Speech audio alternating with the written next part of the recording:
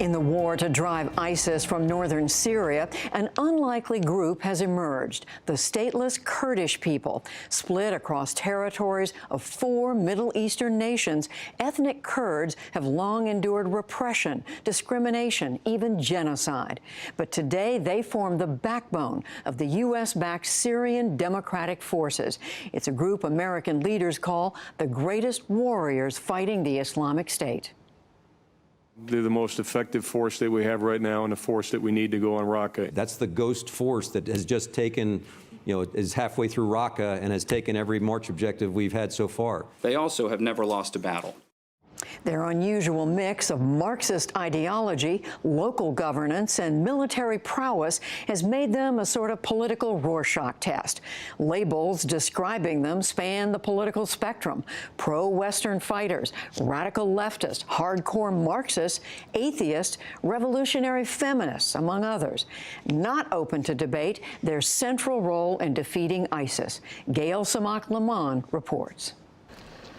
Clara from Raqqa, the only name she'll use, has spent years in battle, leading soldiers and devising strategy. The fight is very hard, but we have hope that we will win. But now the world is watching as the fight against ISIS closes in on its makeshift capital, Clara's own hometown of Raqqa. She is part of the Kurds' own all-women fighting force, known in Kurdish as the YPJ.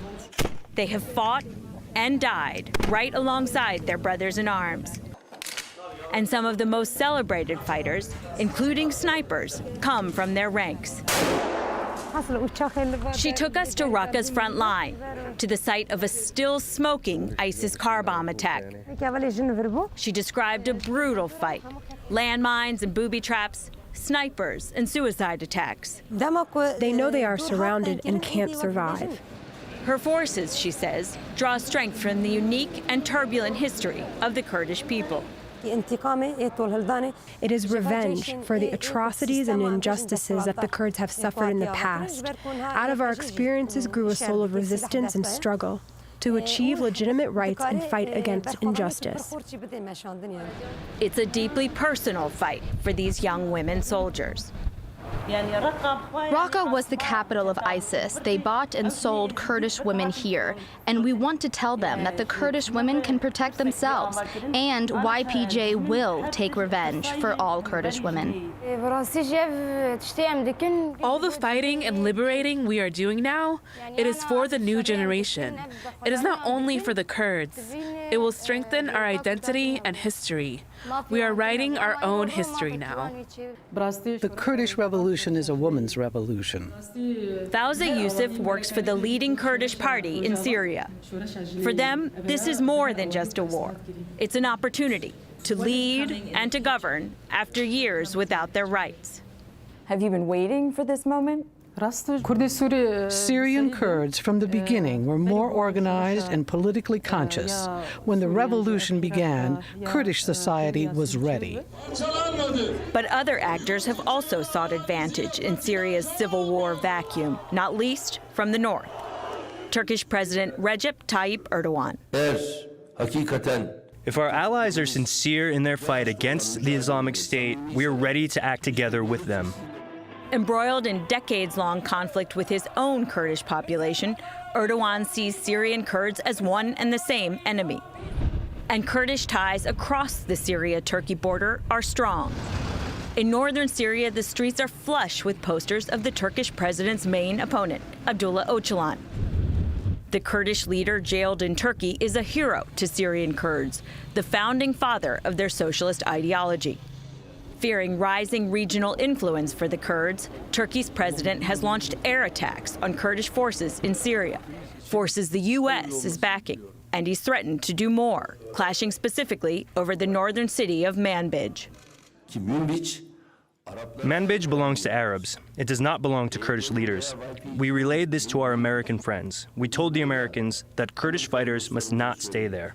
The Americans always reply, they have withdrawn, or they are withdrawing, but they haven't withdrawn yet.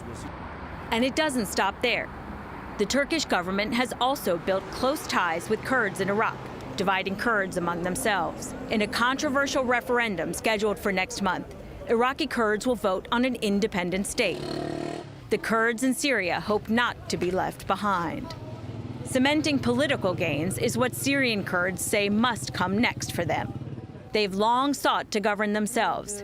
And finally, Fawzi Yusuf says they may have that chance.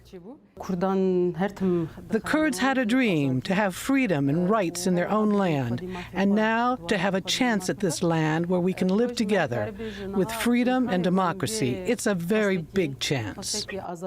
She spends her days planning the future of local governance. Kurdish language, Kurdish and Arab leadership together, local decisions. All are part of what they call a new secular and democratic project here. It's opened our eyes. If a rock is on a flower, it will take time to grow.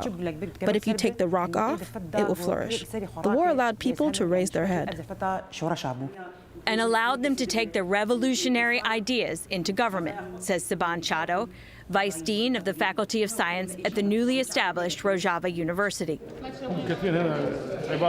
Government offices already have both male and female leaders. Representation of ethnic minorities is a priority, and local councils are responsible for making local decisions.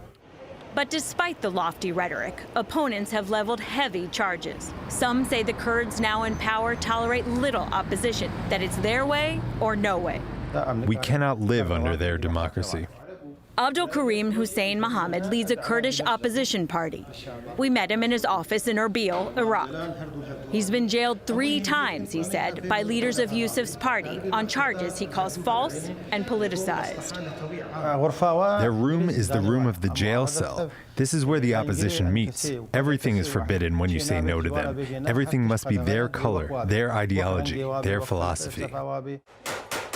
Others charge that Kurdish fighters have furthered ethnic divisions, even pushing Arab civilians deeper into ISIS territories. What's more, many today accuse the Kurds of a de facto, if uneasy, alliance with the regime of Syrian President Bashar al-Assad. While Assad leaves the Kurds to govern themselves, critics charge, the Kurds have avoided directly confronting him. In the Kurdish city of Qamishli, in far northeastern Syria, Assad's flags and posters still hang. In Kobani, a war-torn city on the Turkish border, we met a proud military dad. Mohammed Abdi's daughter Miriam has been injured twice fighting ISIS, and she's back on the front lines today. He said he hopes that all his daughter's friends, lost in battle, will not have died for nothing. This is a critical moment because we've already lost so many. If we don't get our rights after losing all these people, then when will we get them?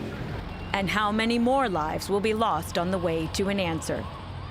For the PBS NewsHour, I'm Gail Zemak Laman in northern Syria.